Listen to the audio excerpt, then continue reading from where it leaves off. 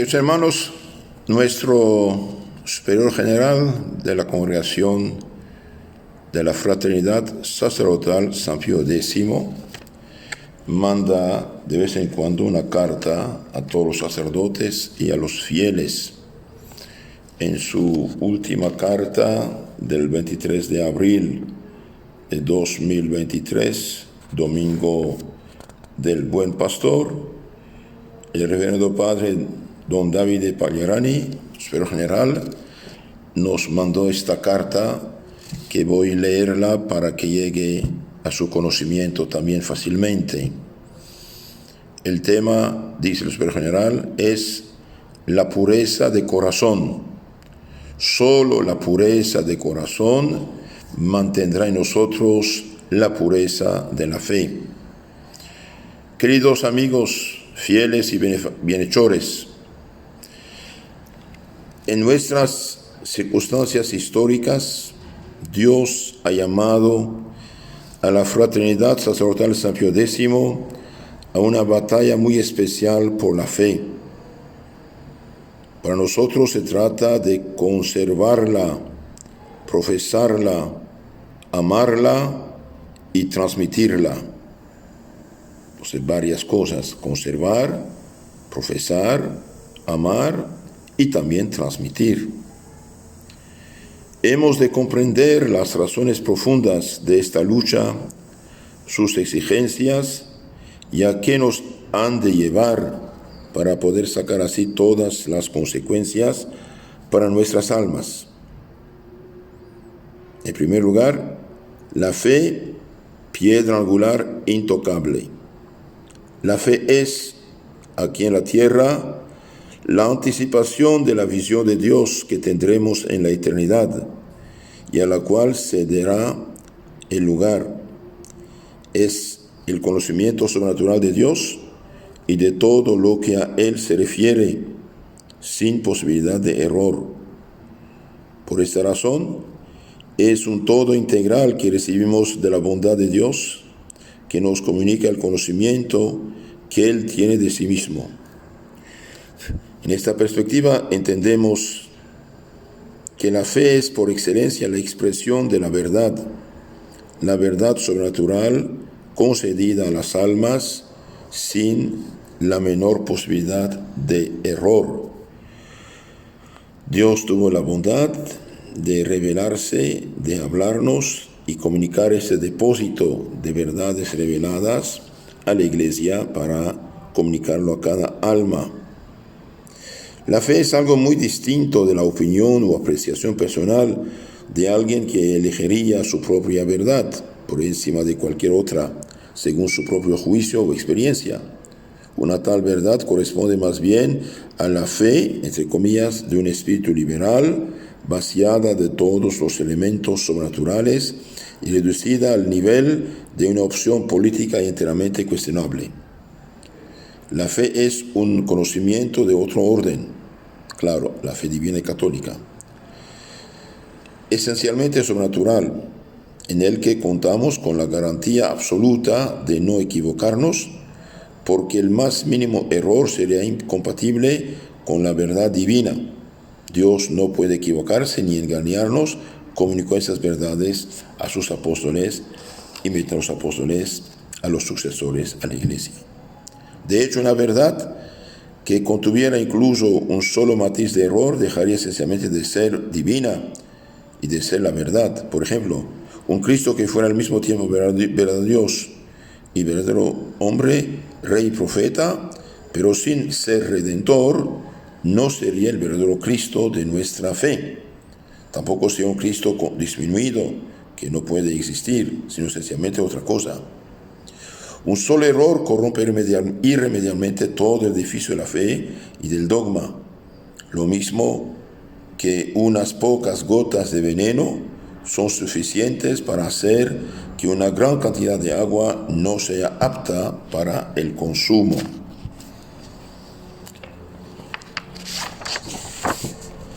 El combate de la fe en la Iglesia y en la fraternidad.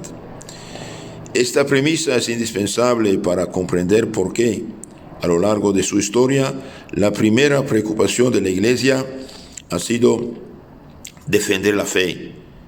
Oh Timoteo, guarda el depósito, decía San Pablo a Timoteo, primera carta 6:20. Entonces, la primera preocupación de la Iglesia, de los apóstoles, de los obispos sucesores, fue siempre defender la fe. Incluso si eso significa discutir, condenar, sufrir persecución para defender tal o tal expresión del dogma. La más mínima concesión en este ámbito habría significado una traición a nuestro Señor, a su misión y a sus almas. En efecto, como dice el Padre, una gotita de agua contamina, una gotita de veneno contamina una gran cantidad de agua. Lo mismo los errores y las herejías. Es que el hombre está hecho para conocer a Dios, y en particular para conocerlo a través de nuestro Señor Jesucristo. A Dios nadie le ha visto jamás. El Hijo unigénito que está en el seno del Padre, Él lo ha dado a conocer. San Juan 1:18. Sin este conocimiento que solo nos proporciona la fe, es imposible agradar a Dios y llegarse a Él. Sin Él es imposible conocerlo y por consiguiente contemplarlo, encontrar la propia felicidad, amarlo y servirlo, porque no podemos dar el corazón ni consagrar la voluntad a un extraño. Preservar la fe es literalmente una cuestión de vida o muerte, muerte actual y eterna. La vida espiritual aquí en la tierra es imposible sin la adhesión de toda nuestra inteligencia a la verdad divina en su integralidad. Esta posesión de nuestro Señor mismo, verdad encarnada, que se nos da a conocer mediante la fe, constituye la condición y la causa primera de la vida cristiana y el comienzo de la vida eterna. Nunca hemos de olvidar lo siguiente: cuando la fraternidad como tal o cada uno de nosotros en nuestra vida diaria estamos llamados a profesar la fe, defenderla públicamente, no se trata de proponer una opción personal o un matiz que nos parezca más apropiado. Se trata sencillamente de una confesión absolutamente necesaria para permitir a las almas conocer a nuestro Señor tal como es y construir toda su existencia en el tiempo y en la eternidad alrededor de este mismo conocimiento y en conformidad con él. Esta vida cristiana hoy se ha vuelto muy rara porque la fe misma, que es la única que la hace posible, está desapareciendo. Pero ¿qué debemos hacer para que esta vida propia de los justos que viven por la fe produzca todos sus frutos en nosotros? ¿Qué hemos de hacer para no limitarnos a una adhesión puramente formal a la fe, sino para encontrar nuestro gozo en la posesión de la verdad? Hemos de dejar que la fe produzca en nosotros su efecto propio, es decir, la purificación del corazón. De esta manera se destruirán todos los obstáculos para la perfecta adhesión de nuestra alma a nuestro Señor, que es al propio tiempo, la verdad que busca la inteligencia y el bien supremo que busca el corazón. La fe auténtica purifica el corazón. La fe que no es superficial o muerta transforma un alma en profundidad, en primer lugar, produciendo en ella la pureza. Esto resulta lógico y fácil de entender, pues el que vive por la fe modela su propia vida según un ideal superior, y por lo tanto su distancia de todo lo que es inferior y que podría ser un obstáculo para su transformación.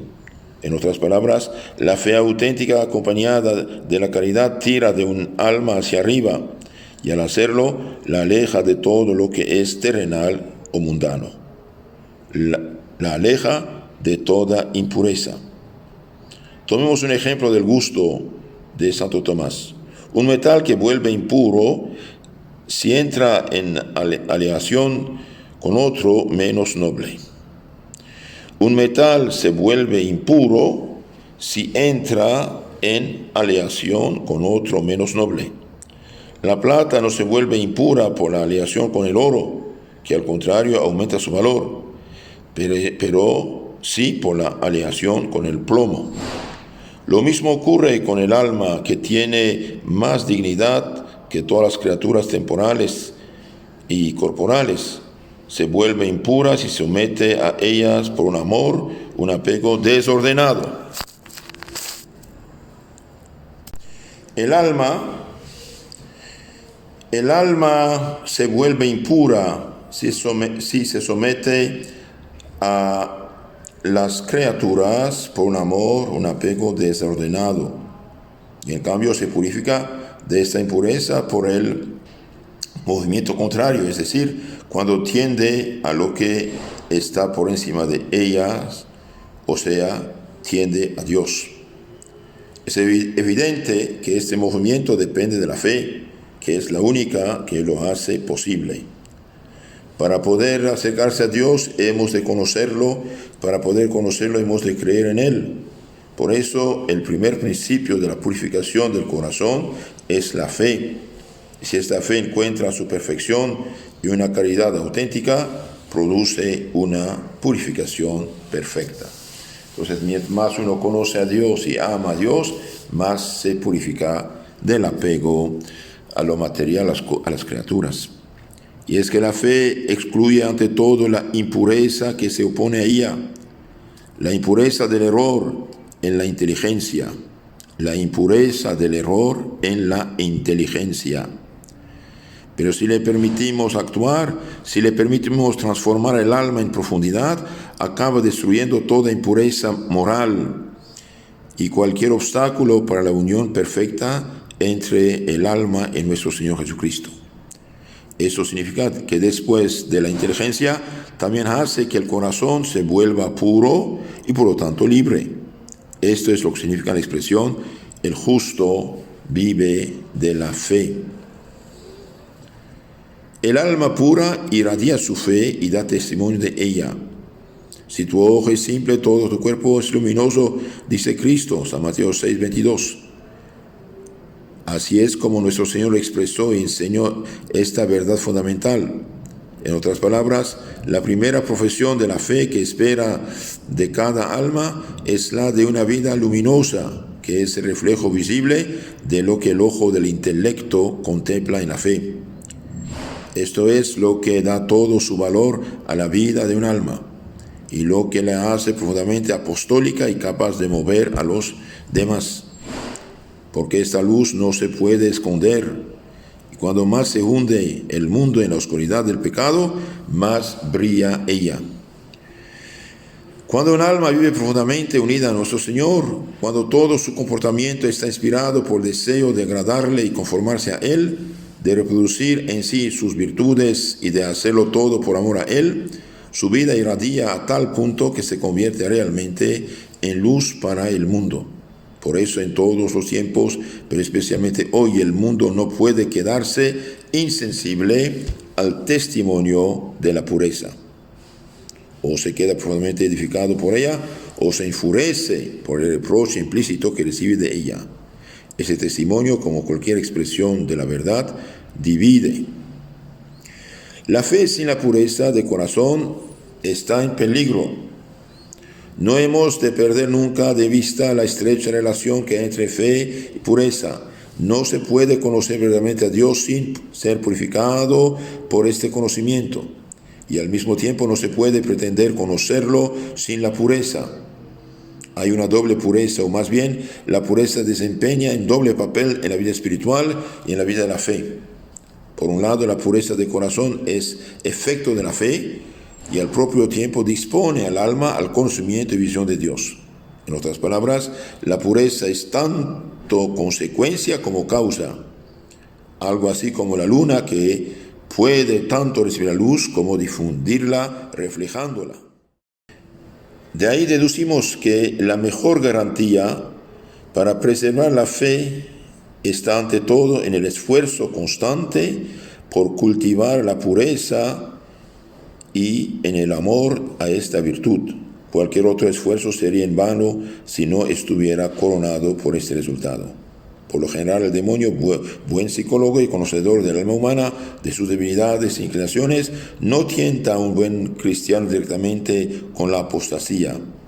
Resultaría grotesco Más bien trata de trabajarlo lentamente, haciéndole absorber el espíritu del mundo, debilitándolo gradualmente por una vida de compromiso con el mundo, o sea, cada vez más ajena a las exigencias de la fe, y que de alguna manera logre impedir la purificación del corazón. Así la fe se vuelve ineficaz, débil, vacía, no de su contenido dogmático, sino de su fuerza, y privada de su capacidad de transformar un alma y de engendrar y mantener la vida. Ese es el drama de muchos cristianos que han perdido la fe sin darse cuenta, sin percatarse de ello, incluso sin quererlo o sin un acto de apostasía propiamente dicho, sino solo dejándose llevar por la corriente del mundo. ¿Qué les faltaba a esas almas? Tenían, es verdad, los sacramentos, la fe y tal vez incluso buenos hábitos, pero probablemente sus corazones no estaban purificados o suficientemente protegidos. Es un drama que hemos de reconocerlo con humildad. También podría llegar a ser el nuestro a largo plazo.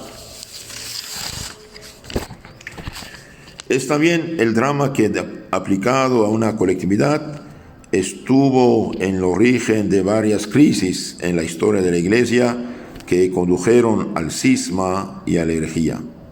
Pueblos enteros estuvieron dispuestos a abandonar la fe católica o con ella la Iglesia porque su fe se había ido debilitando gradualmente. En algunos casos incluso se había vuelto insignificante, es decir, ya no ejercía ninguna influencia real en los corazones. Se había vuelto superficial. Bien que mal, seguía iluminando las inteligencias, pero sin transformar las almas en profundidad ni dejar su impronta en sus vidas. El propio modernismo encontró su origen y éxito en el deseo de reconciliarse a toda costa con un mundo indiferente a Dios, con su espíritu, su mentalidad, sus principios.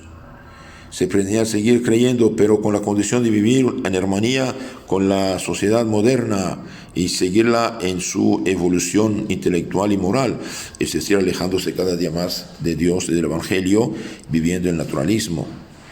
Para lograrlo se prefirió modificar la fe, sus exigencias y su acción en el alma, antes que acogerla tal como Dios nos la da y dejarle llevar todos sus frutos. La situación actual en la que la Iglesia se encuentra hoy muestra bien cómo el desmoronamiento de la fe acompaña al de la moral. Todo eso se reduce, pues, a un problema de pureza en el sentido más profundo de la palabra. Pero, ¿qué le sucede al alma debilitada por esta deficiencia? Y bien, la gente queda ciega, esclava. Cuando el alma se deja dominar y contaminar poco a poco por el espíritu del mundo y por la impureza, sus facultades espirituales se ven afectadas y eso conduce a veces a repercusiones irreparables. En primer lugar, la inteligencia se oscurece. Ya no puede distinguir lo que es realmente bueno de lo que es malo y por lo tanto ya no puede dedicarse a buscar el bien y evitar el mal. Es el caso de los pobres obispos de Bélgica, de Alemania especialmente, y de todos los sacerdotes liberales modernistas. De hecho, se ve subyugada y esclavizada por bienes aparentes que la ciegan espiritualmente. Esto tiene repercusiones muy serias en el ejercicio de la prudencia, que es la que debe guiar al alma cuando elige los medios apropiados para alcanzar la perfección moral. Un alma así se vuelve incapaz de escuchar o de dejarse aconsejar, e incapaz de dirigirse a sí misma. Precipitada, incapaz de reflexión, de constancia, se condena a elecciones desafortunadas que corren el riesgo de condicionar toda su existencia. Viene luego la voluntad, la facultad del alma que la hace adherirse al bien y que también se ve seriamente afectada por la impureza del corazón. Se reemplaza el amor de Dios por el amor propio.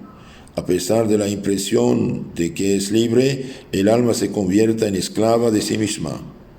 Esto puede llevarla hasta despreciar a Dios y la religión, que inevitablemente le recuerdan sus extravíos. Puede conducirla aún más lejos, porque el apego a la vida presente y a sus bienes aparentes puede crear el tal desorden en el alma que conduce al disgusto por todo lo que es espiritual e incluso a la desesperación en relación con la vida eterna.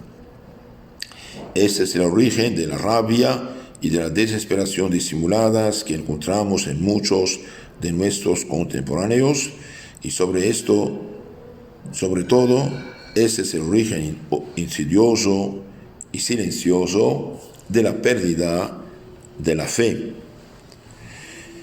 ¿Qué hay que hacer? En primer lugar, no desanimarse. Es una cuestión de vida y muerte, y hemos de tener en cuenta que la que hace posible llevar a cabo este combate que hemos mencionado es la gracia de Dios. Este combate proviene directamente de la fe y está estrictamente vinculado con ella. No se trata de un combate accesorio, sino de un combate absolutamente prioritario. Dicho esto, hay que reconocer que no se habla bastante sobre la pureza y la educación de esta virtud. Existe una falsa modestia que nos hace reacios a tratar ese tema como se merece. Por desgracia, esta virtud suele evocar algo extremadamente reservado y personal, de lo que solo se puede hablar en el contexto de la confesión sacramental. Se trata de un error grave. Hemos de hablar de manera regular sobre esta virtud a los niños y adolescentes, por supuesto, usando términos apropiados para su edad. Es un deber de todos los educadores, clérigos y laicos. Hemos de preparar a los jóvenes para los grandes combates a los que habrán de enfrentarse. Y para eso cabe recordar dos cosas. En primer lugar, la pureza ejerce una atracción muy fuerte sobre las almas delicadas que aún no han sido corrompidas por el mundo, que todavía están bajo la influencia de la gracia. Hemos de saber aprovecharla. La naturaleza humana ha sido creada para dedicarse, consagrarse a grandes ideales que le atraigan hacia arriba, eliminando todos los obstáculos. Y como esto es peculiar de la naturaleza humana, no cambia con los tiempos y la modernidad. Cuanto más cuesta algo, más atrae el alma ardiente de la juventud, consciente del hecho de que está construyendo su futuro.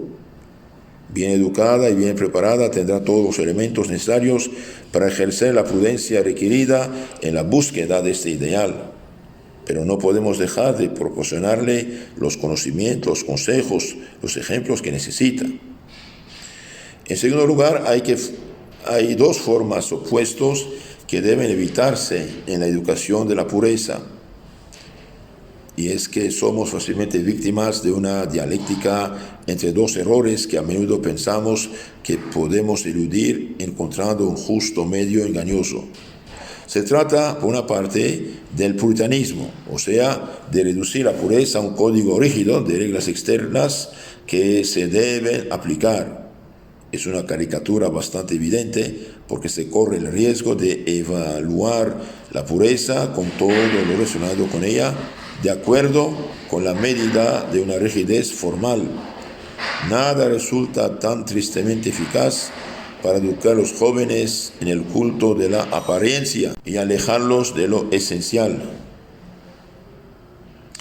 Y por otra parte, está el modelo liberal, que tiende a despreciar cualquier regla externa en favor de una pseudo-libertad de la mente, incapaz de aguantar ninguna coacción.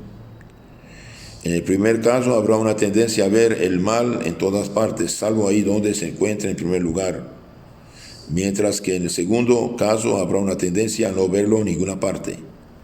Entonces, al rechazar estos dos extremos, el gran peligro consistiría en buscar una especie de medida correcta, un compromiso entre rigidez y laxismo.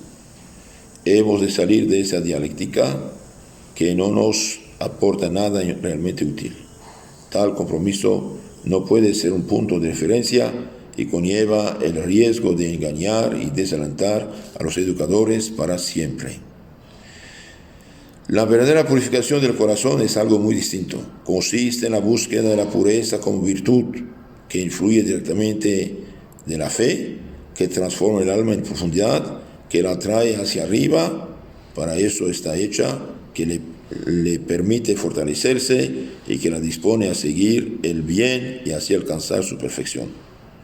La pureza no es solo el resultado de un conjunto de peligros que pueden evitarse, sino la condición para conocer a nuestro Señor como lo conocieron los apóstoles, quedando subyugados por su persona, inflamados por el deseo de consagrarle todo.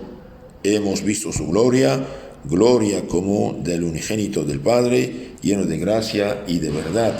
San Juan 1:14.